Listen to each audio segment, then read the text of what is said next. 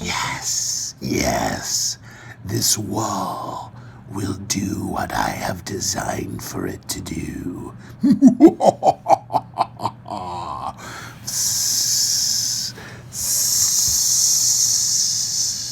Hello, boys and girls. How are you doing today? Oh, well, hello there. How are you?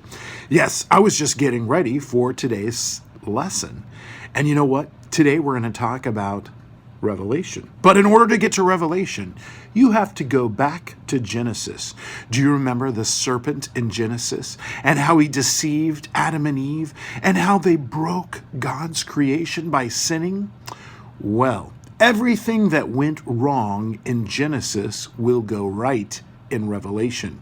You remember the wall that was created in between man and God?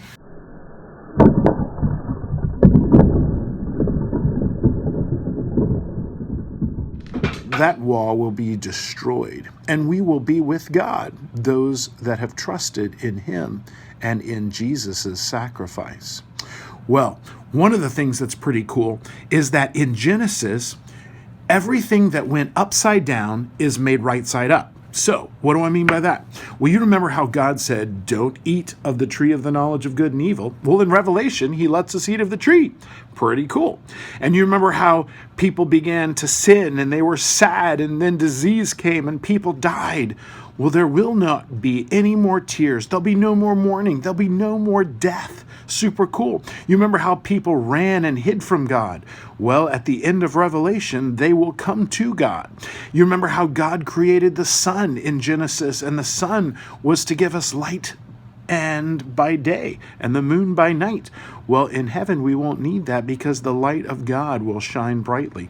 So that's just a few things of what is to come. However, today we have a special speaker, and he's going to tell us a little bit more about the end, which is the good part.